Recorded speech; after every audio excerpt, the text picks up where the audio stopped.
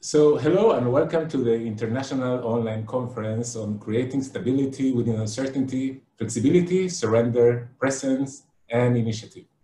My name is Ricardo Tarrasch, and I am from the School of Education at Lviv University and from the Center of Compassionate and Mindful Education.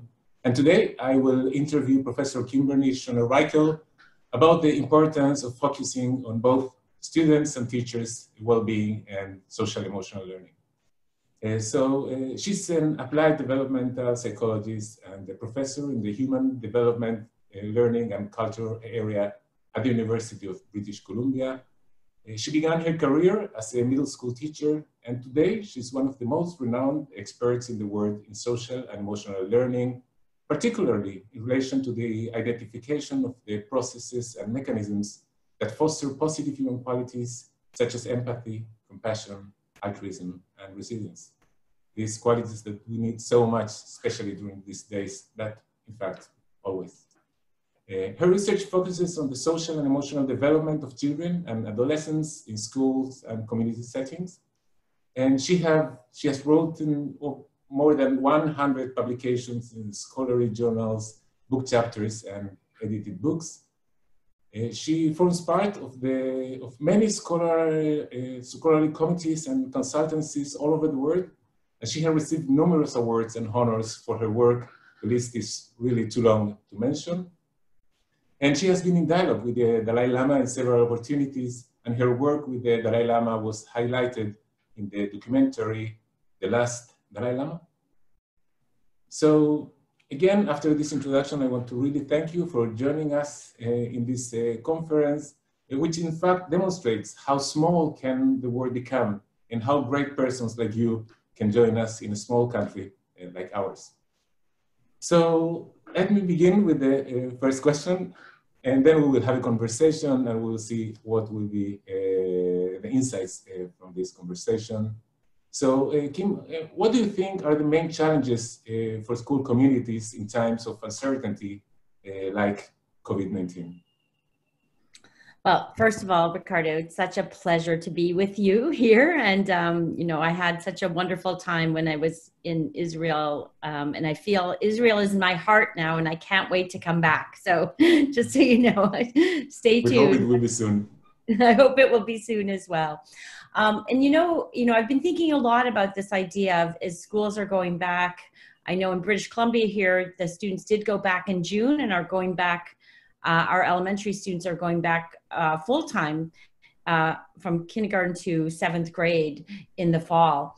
And so a lot of thinking about how to best prepare students for that. And I think there's a real focus right now on the physical well-being, the health and safety, and in making sure everyone is protected from COVID and that uncertainty of this virus, you know, of who can catch it, both teachers and the students. And I think what we're not thinking as much about, or maybe you are there, but I feel we aren't here, is about the emotional well-being and safety of our children and of the teachers, the educators. And I think that we need to really prepare the context to be ready for that, to figure out how they're feeling during that uncertain time. What we know is during times of uncertainty, during times of transitions as well, across development, there is a heightened potential for risk. There's a stress pileup. And what we know from neuroscience is that when we are stressed, when we're anxious, that we cannot focus our attention. Basically our amygdala, part of our brain, our flight or freeze or fight center takes over. And the prefrontal cortex, the part of our brain that's really about cognition and learning, it can't operate at its full capacity or its full competency. So we have to be so clear of how to create the context that are caring, supportive, safe, nurturing for both teachers, all the educators and the students in order for learning to take place. So I think we really have to create the foundation of this safe environment. And if I had one thing I've learned so far is how important it is to outline what the expectations are. What we know from child development, for example, if a child is going to the dentist or the doctor, the more we can say, this is what's going to happen when you first go in, and then this is going to happen next, that by making the unknown, which could be scary, known as much as possible, that it decreases the amount of stress and makes, really helps that sort of system, that, stress system relax. So we have to think about what are the ways that we can create that, that context, that those opportunities to help reduce that stress system. So in fact, what do you have to do in schools? What do you have to do different? What do you have to change in normal days and during these specific days of uncertainty and fear? Of course that we have to work with children, we have to work with teachers. What do you think is more important in these days, to work with children, to work with teachers, to work with both of them?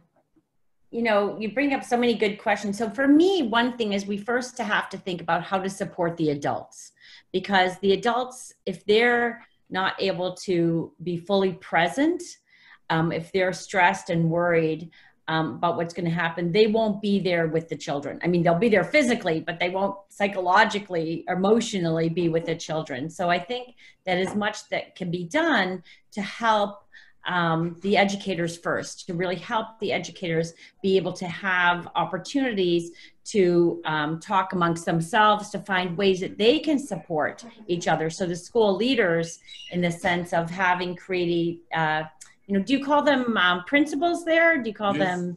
Yeah. Well, so it's not in Hebrew, but yes. Yeah, I know.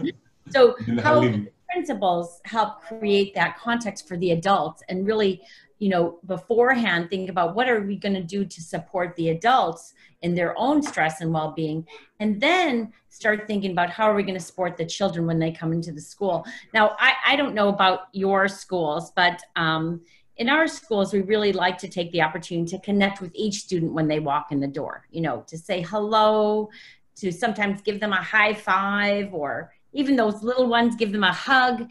We won't be able to do that. We won't be able to greet in the same way that we have, at least here in Canada. We are thinking about, because of the physical distancing.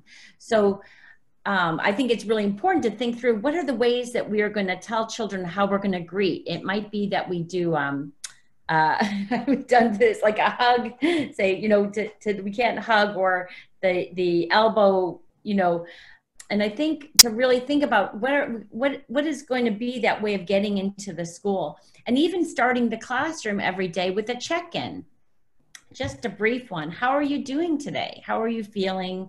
And this is something from social and emotional learning that actually part of the pandemic and the uncertainty in COVID has actually heightened a focus on social and emotional learning that hasn't been there as much as before, because many people are realizing, we have to address the social and emotional factors in school, not just the academic ones. Well, I agree completely with you. In fact, here in Israel, the contact between teachers and children is not so close. I don't think that every teacher receives, unless it's in the kindergarten, each child by saying something special or hugging, which would be very nice. And nowadays, I've seen that the children feel better relationships with their teachers, since now when they begin the class through, I don't want to like to call it Zoom, because it's not only Zoom, but these online classes, then teachers begin by asking about how the children are feeling, and they tell how they are feeling. So there is some kind of social and emotional learning that is flowing from bottom up, from the classes, from the children, from the teachers. And I want to say something. You mentioned the physical distancing, and I myself, I also all the time like to speak about physical distancing, because normally people speak about social distancing, and we have to be so aware that we are physically far, but we can feel closer in social and emotional ways. But I have another question for you. When we work with teachers and children, I have realized that the most important thing, as you said, is to work with teachers. if the teacher is aware of its ethical principles and behave in a nice and accepting way, then children will just observe and absorb the behavior of the teachers. But when we work with teachers, most of the time teachers are waiting, well, when are we going to receive the tools for working with children, rather than being acceptive for receiving these social and emotional capacities for themselves. So how do you do it in order to put the focus and the emphasis on the teacher themselves before giving them the tools for working with children? Well, you know, that's such a great question, because they come at it from different parts. You know, the way that I do it a lot is to tell the teachers how important they are, that they're essentially the engine that runs the education system. And if the engine is not running well at full capacity and healthy, you can't help the children learn. And you know, my own work, I talk about some of the research. I really show that, you know, for example, we know that teaching is one of the most stressful of all professions. Many teachers leave. They have, I love this one quote that said, teachers make more decisions in one day than an emergency room physician, because of so many decisions and so many things they're doing. But also, I always talk about one study. It seems to, one study that we did, and we're actually just doing a follow-up of it, called Stress Contagion in the Classroom. And what we did is we measured teachers' stress and burnout. We asked teachers in 4th to 7th graders, so you know, 9-year-olds to 12-year-olds, how those teachers, how stressed and burnt out they were, how much they felt. But then for the students, in order to find out how stressed the students were, we decided to look at their stress physiology and collect their cortisol, which is a stress hormone that tells you essentially, we all have it. It's a healthy pattern. It peaks about a half an hour after awakening and declines throughout the day. But very high cortisol is indicative of that stress system. So for the children, we collected their cortisol across 17 classrooms. And in those classrooms, just so you know, to get cortisol, you get saliva. So you get the children's spit, and the children loved it. I have to say, they loved the study and participating. We told them why we needed their saliva and why they were giving us spit. And so they loved giving spit. But what we found was fascinating. Those classrooms in which the teachers had the highest level of stress and burnout, those students had the highest level of cortisol. So it really shows that, you know, this relationship, now mind you, it was correlational. We don't know if the students were coming in highly stressed and the teachers were catching it, if the teachers were highly stressed and the students were catching it. But it really shows, emphasizes the importance of the teacher well-being for the student well-being. And I think it's those kinds of data that teachers are suddenly like, oh, now I realize when I'm kind of stressed, I don't pay attention to students. I'm more reactive to the misbehavior, and getting them to reflect on their own reactions to students' behavior and how that influences learning and teaching and their own well-being, for instance. Yes, well, and it's really, it's amazing how we can assess and measure even in MRI, like when you are imaging together two persons and how they interconnect. In terms of emotions and behavior, it's contagious. And you teach who you are. You teach who you are. The way that you are in there is what children really accept and receive. So let me ask you, what do you think are the main strengths that help teachers make best use of opportunities in this time of uncertainty? So what is the strength of the teachers that really something that teachers foster? Yeah. You know, so I think that teachers right now, because, I mean, I love that you were explaining now, teachers suddenly have this different connection with students because it's given them this opportunity. And I think it's so important to reflect on that and think about what can we keep the same? Like, what are the gifts, you know, the silver lining we call, that have been given to us during this pandemic and that idea, and how can we maintain and do them more intentionally because they've brought a new found connection. You know, I've had some teachers tell me that they've connected with the families of the students in a way they've never connected before, and how they realize now, number one, they talk about the families and how the parents are so grateful for them and the work that they do, and have a whole new level. But it also gives teachers a new level of understanding and an insider's view of that children's home life and how that child might be bringing that into the classroom. And so, you know, what I found as teachers, you know, one thing that I found is this increase in compassion for their students and the families, and realizing the struggles that some of them are having, and have now an interpretation, you know, because sometimes I think we'd see teachers, you know, maybe all of us, we rush to judgments. We make judgments all the time, right? And so we're judging that student came in late every day, they're lazy, their parents aren't organized, all this stuff. And suddenly that teacher has a glimpse into that family's life and has a whole newfound appreciation of what that family and that child is dealing with, and doesn't have their own emotional reaction to that they now have this, they can stop themselves and say, wow, I have a whole different understanding. I think the relationships between the teachers and the parents is such a critical, crucial aspect. I don't know, here in Canada, we have not given as much due attention as we need to. And I think this is another opportunity that teachers have these abilities to connect with the families, because, you know, it takes a village, like really, I mean, and I think of Israel, and I think of, you know, how connected the community is, and to use this opportunity to even make it, to strengthen those pathways even more. Yes, definitely. Working on the triangle between the child, the teacher, and the parents. And here, yes, we're now beginning to work more and more with the parents and doing mindful parenting workshops. And you know something, I really see that the teachers now, they have the opportunity, they have a freedom, they have more degrees of freedom in terms of what they do in the class. So they become more creative in ways to relate to the children, to the teachers, to share their own feelings and sensations, and somehow creating a community that is amazing. It's something that at the beginning we just thought that, yes, you know, being online is being far, but somehow it creates new relationships, as you said, that maybe we couldn't have reached them without this time to. I really think it is. And I think I read an article early on in the pandemic from the Greater Good Science Center, which is a great resource for many things. It's out of the University of California, Berkeley.